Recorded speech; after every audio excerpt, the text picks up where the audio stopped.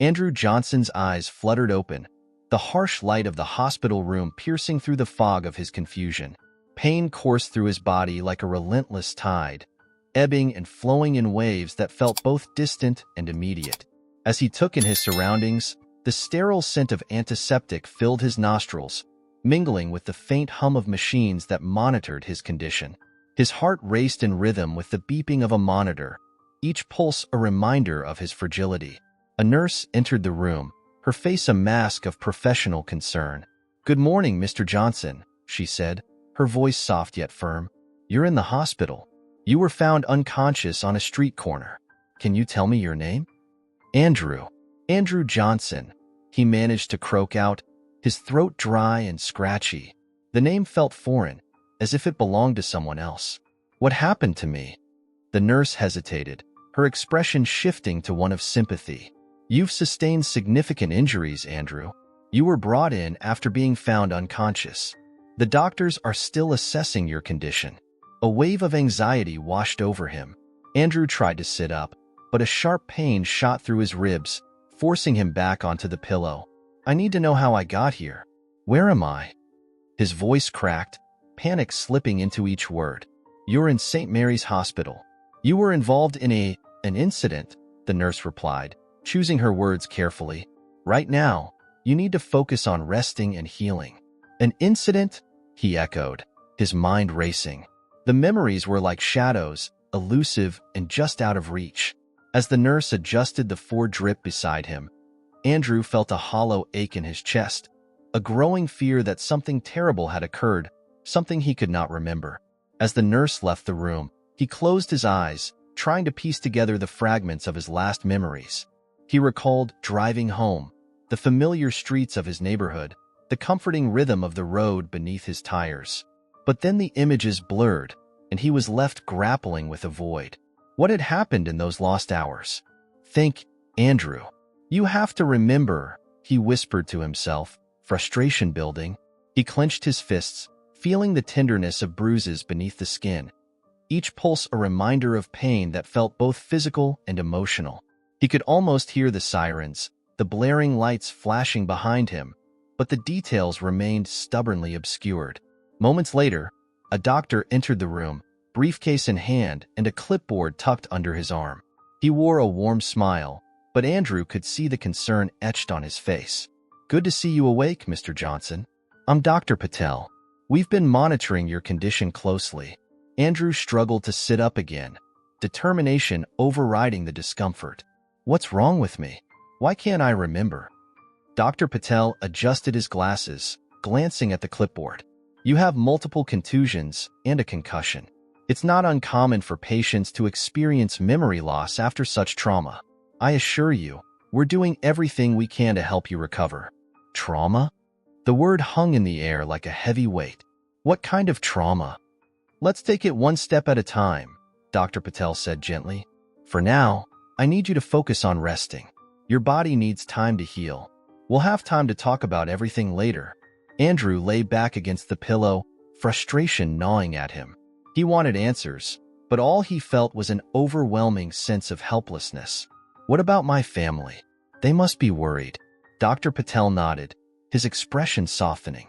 "We can arrange for your family to come and visit once you're stable. But first, you need to take care of yourself." As the doctor left the room, Andrew's thoughts drifted to his life outside these sterile walls. He thought of his job at the community center, the laughter of children he mentored, the warmth of his mother's embrace. For a fleeting moment, those memories offered comfort, but the reality of his situation loomed over him like a dark cloud. He was determined to uncover the truth of what had happened, no matter how painful it might be. As the days dragged on, Andrew lay in his hospital bed, the sterile smell of antiseptic and the soft beeping of machines surrounding him. 3 days had passed since that fateful night, and with each waking moment, he felt more like a ghost trapped in a fog of confusion and pain. The physical injuries he bore were stark reminders of the violence he had endured, but it was the emotional scars that weighed heavily on his mind. In the solitude of his room, fragmented memories began to surface, like shards of glass reflecting the light of a fading sun. The first flashback came unbidden, painting a picture of the evening before the assault. He remembered driving home from work, the streets illuminated by the warm glow of streetlights. The radio was playing softly, a familiar tune that tugged at his heart. Andrew could almost feel the comfort of routine, the comfort of being just another man heading home after a long day. Everything was normal, he whispered to himself, grappling with the irony of it all. But that sense of normalcy was about to be shattered. Suddenly, the scene shifted. The gentle hum of his car's engine was replaced by the sharp, piercing sound of sirens. Andrew's heart raced as he glanced into his rearview mirror. The police lights flashed ominously behind him, a cascade of red and blue that turned the night into a nightmare. He could almost hear the officer's voice barking at him through the haze of his memory. "Pull over." With trembling hands, Andrew complied, pulling to the side of the road.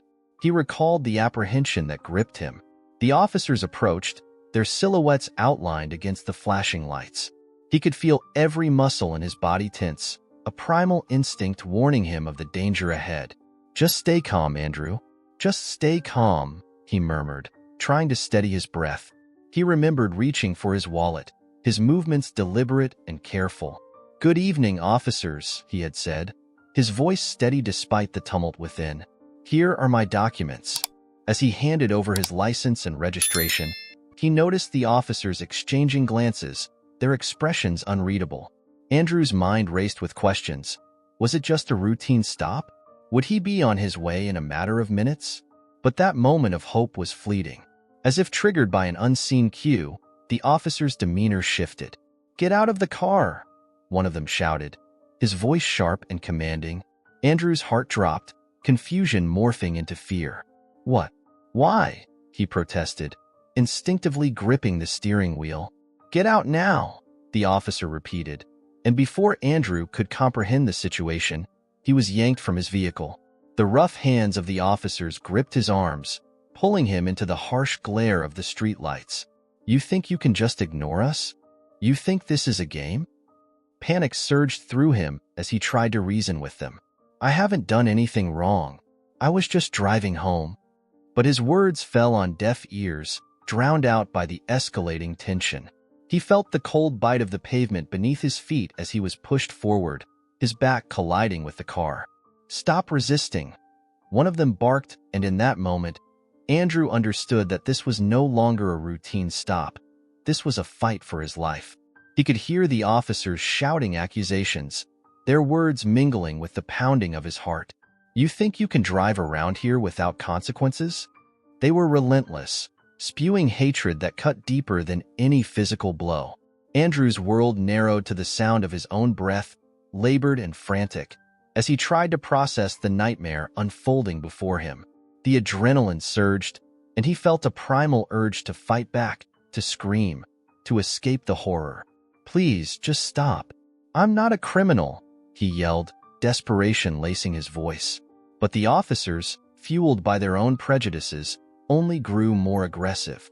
Andrew's mind spiraled, and he braced himself for the impact of their fists, the reality that he was about to be broken, not just physically, but spiritually.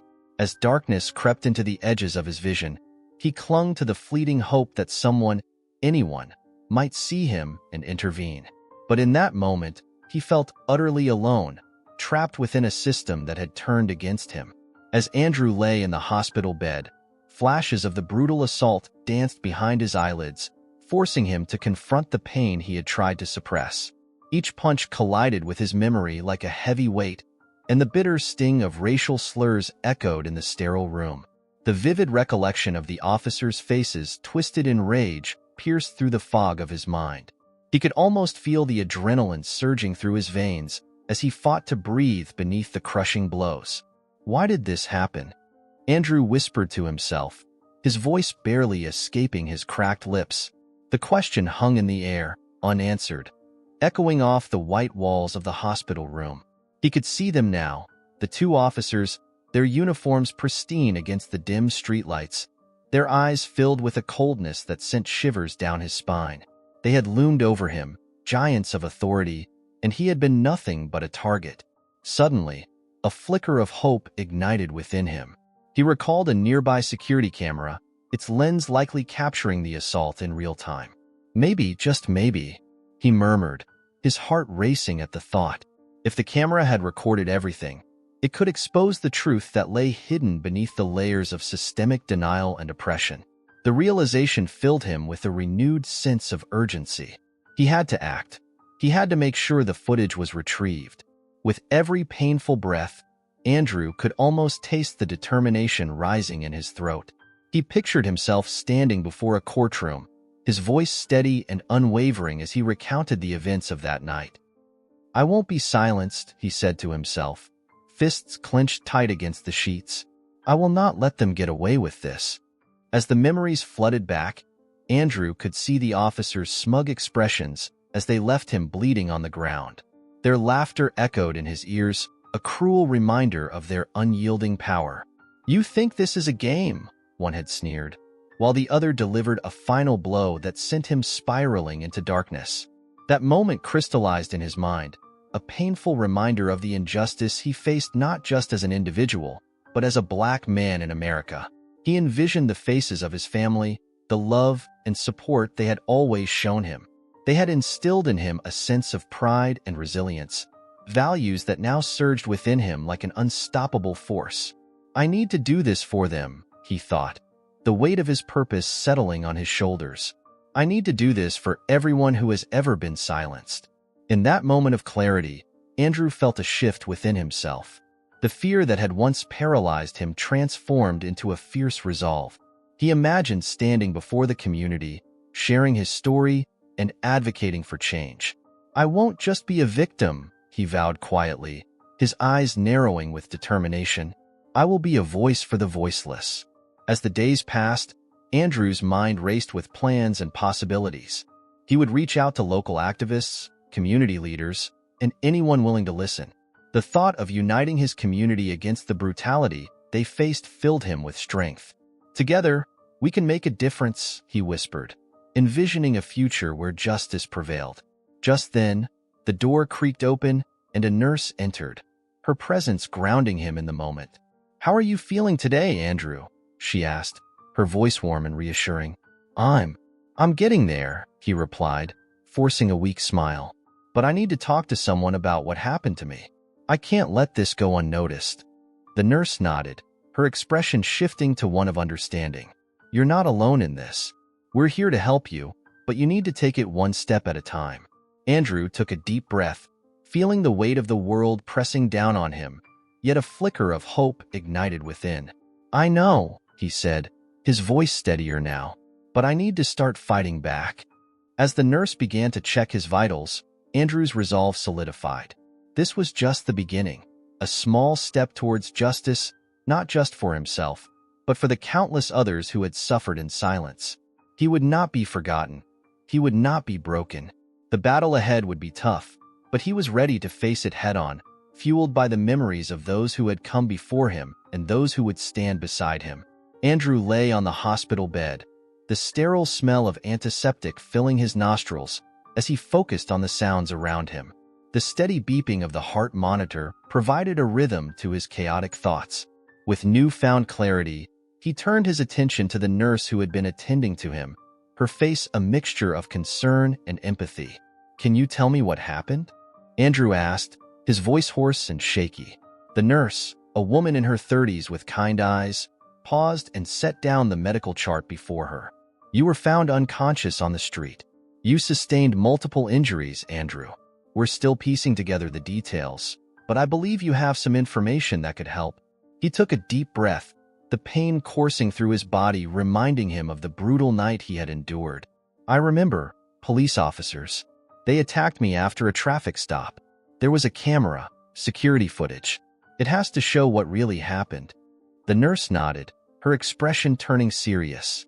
"We need to inform the doctors and the authorities. This is crucial for your case." Just then, Dr.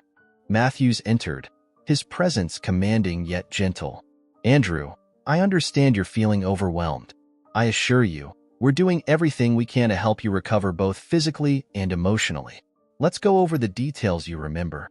Andrew recounted the events, his voice trembling with anger and pain as he described being pulled from his car, the officer's shouts, the punches that rained down on him like a storm. They didn't see me as a person, he said, emotions bubbling to the surface. They saw only a black man, and all their fear and hatred came pouring out. Dr. Matthews listened intently, jotting down notes. You're incredibly brave for speaking up, Andrew. The hospital can assist you in filing a report. We'll make sure to connect you with the right people. As the doctor left, Andrew felt a flicker of hope. Finally, he would not be silenced. With the nurse's help, he began the process of reporting the incident. The phone calls felt surreal. The weight of the systemic racism he had faced pressed heavily on his chest, but he was determined to fight back. Hours later, when two officers arrived to take his statement, Andrew's heart raced. Their demeanor was calm, almost dismissive. One of them, a tall man with a hardened expression, leaned against the wall, arms crossed. So, you're saying you were attacked? Is that right? Andrew felt a surge of indignation. I'm saying I was assaulted by two of your officers. I have the right to report this. The second officer, younger and less experienced, shot a glance at his partner, who rolled his eyes. Look, we'll take your statement, but you need to understand that these things can get complicated. You might not have all the facts straight. Complicated? Andrew echoed, his voice rising. I was beaten for no reason. There's video footage that can prove it. The older officer smirked. Sure, we'll look into it. But don't get your hopes up. It's not uncommon for people to exaggerate their stories. Andrew's blood boiled. You think I'm lying? You think I want this? I'm not the one who should be worried right now. It's the officers who did this to me. After a tense exchange, the officers left, their dismissive attitudes amplifying Andrew's feelings of frustration and helplessness. He sat in the bed, staring at the wall, knowing that proving his innocence in a system designed to overlook the voices of people like him would be an uphill battle. Days passed, and each moment felt like an eternity. The hospital staff was supportive, but as Andrew waited for the authorities to retrieve the footage, anxiety gnawed at him. What if the video didn't show the truth? Would it be another case of his word against theirs? His mind raced with possibilities, each one darker than the last. Andrew, the nurse, came in one afternoon, her voice soft yet firm. We're still waiting on the footage. I know it's hard, but you have to stay strong. You're not alone in this. I just want the truth to come out, he replied, his voice barely above a whisper. I want to make sure this doesn't happen to anyone else. Then we will make sure your voice is heard, she promised, squeezing his hand gently. But in the quiet moments alone, doubt crept in. Andrew lay in his bed, staring at the ceiling, wrestling with the fear that the world would remain indifferent to his suffering. He closed his eyes, envisioning the day the truth would finally surface, hoping it would be enough to shake the foundations of the system that had failed him. As the morning sun filtered through the hospital window, casting soft light on the sterile walls, Andrew Johnson sat on the edge of his bed, the beeping of machines providing a rhythmic backdrop to his racing thoughts. He had been waiting for this moment, the analysis of the video footage that could either vindicate him or plunge him deeper into despair. The door swung open, and a nurse entered, her expression a blend of concern and hope. Andrew, she said gently, the footage has been reviewed. The doctor wants to discuss it with you. His heart thudded painfully in his chest. Was it what I thought? He managed to ask, his voice barely above a whisper. The nurse hesitated, sensing the gravity of his question. I think it would be best to hear it from him. Moments later, Dr. Simmons walked in, a folder clutched tightly in his hands. He pulled up a chair, his brow furrowed. Andrew, we have some important findings regarding the video from the security camera. Andrew leaned forward, his breath hitching in his throat. Please, just tell me. Dr. Simmons took a deep breath, his gaze steady and compassionate. The footage shows the events from the moment you were pulled over. It clearly captures the officer's aggressive approach and your compliance. There was no provocation on your part. It was brutal. Shockwaves coursed through Andrew, a tumult of emotions swirling within him. Brutal? He echoed, struggling to comprehend the weight of the revelation. They attacked me for no reason? Yes, Dr. Simmons confirmed, his voice heavy with empathy. The footage reveals everything. Your struggle, their slurs, it's all there. Andrew clenched his fists, the anger bubbling to the surface. This isn't just about me, you know? It's about everyone. This has to change. The doctor nodded, understanding the gravity of Andrew's words. You're right. And your story is already resonating within the community. People are outraged. Activists are mobilizing. As the news spread, a sense of urgency ignited among civil rights advocates and community leaders. The hospital, once a place of isolation for Andrew, became a hub of fervent discussions about justice and reform. Banners were crafted, chants were organized, and the air was thick with the promise of action. Outside the hospital, crowds began to gather, their voices rising in unison. Justice for Andrew. Justice for all. They chanted, echoes of their determination filling the streets. Andrew watched from his window, his heart swelling with a mixture of pride and fear. He was no longer just a victim. He had become a reluctant symbol of resilience. Andrew, you need to prepare yourself, the nurse advised one day as she helped him adjust his hospital gown. You'll likely have to testify soon. It's important for your case, but it will be daunting. I know, Andrew replied, his voice thick with emotion, but I can't back down now. It's bigger than me. It's about justice for everyone who has suffered like this. Days passed, but the public outcry only grew louder. Andrew found himself grappling with a whirlwind of emotions: fear, determination, and a newfound sense of purpose. He had been thrust into a storm he never asked for, but now it felt like his responsibility to stand firm. I'm scared, Andrew admitted one evening to the nurse, who had become a confidant. What if they don't believe me? What if it all falls apart? She paused, her eyes softening. You have to trust the truth, Andrew. The footage is on your side. You're not alone in this fight. The community is behind you. As the days turned into a blur of preparation and support, Andrew found solace in the people rallying for justice. He began to see the faces of those who had suffered injustice, their stories intertwining with his own. He realized that his testimony was not just for himself. It was for every person who had ever faced violence and discrimination. Your voice matters, the nurse reminded him as he sat in the hospital bed, contemplating his next steps. You have the power to spark change. With a deep breath, Andrew nodded. Then I'll speak for those who can't. I won't let fear silence me. This is our moment. As he prepared for the next chapter of his fight, Andrew felt a sense of clarity wash over him. No longer just a victim, he was stepping into the role of an advocate, ready to confront the darkness and fight for the light of justice for all. The courtroom was a sea of tense faces, each one reflecting a mix of curiosity, skepticism, and anger. As Andrew took the stand, he felt the weight of everyone's gaze pressing down on him. His heart raced, the rhythmic pounding echoing in his ears as he looked towards the jury. They were the key to his fight for justice, and he couldn't afford to falter now. Dressed in a crisp shirt, he tried to appear composed, but the memories of that fateful night flooded his mind, intensifying his anxiety. Please state your full name for the record, the judge prompted, his voice a steady anchor in the turmoil of Andrew's thoughts.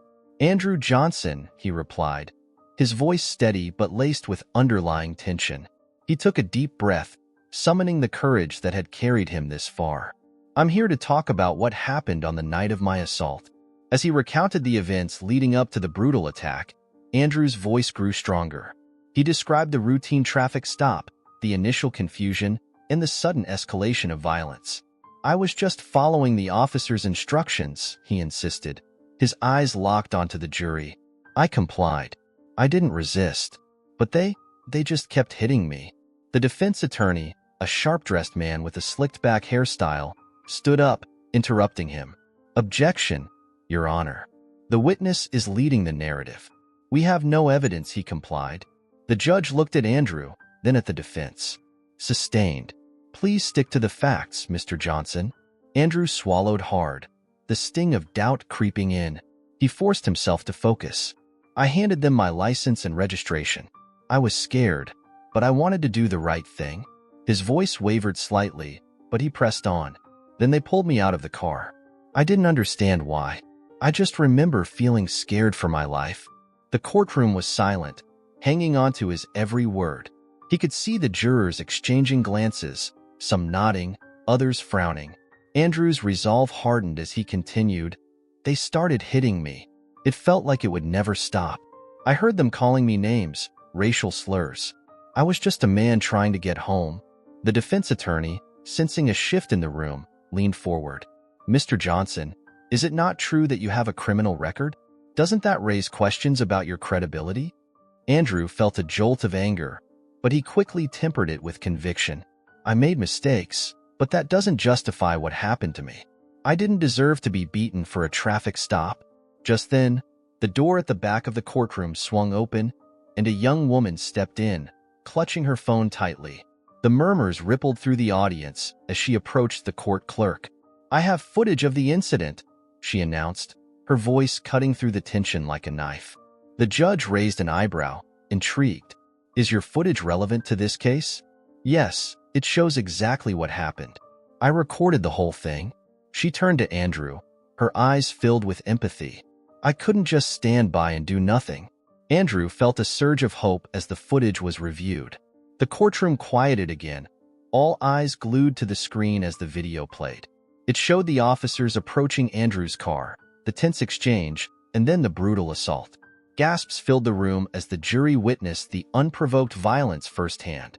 As the video ended, the atmosphere shifted palpably. The defense attorney's earlier confidence crumbled. Andrew could see the jurors' expressions change, the disbelief morphing into outrage. He felt a wave of relief wash over him. Finally, the truth was out in the open. When the verdict was announced, Andrew's heart raced again. The jury filed back in, and the foreman stood. We, the jury, find the defendants guilty of assault and hate crimes. A chorus of gasps echoed through the courtroom, and a wave of emotion washed over Andrew. Tears filled his eyes, but they were tears of relief and victory. He had faced his fears and emerged stronger. As he left the courtroom, he felt not just like a survivor, but a beacon of hope for others facing similar battles against injustice. Outside, the sun shone brightly, illuminating his path forward. Andrew knew his journey was far from over, but he was ready to advocate for police reform and community healing. The fight for justice was bigger than him, and he was determined to be a powerful voice against the systemic oppression that had caused him so much pain. Leave a like, subscribe to the channel, hit the notification bell, and watch this next story. It's really emotional.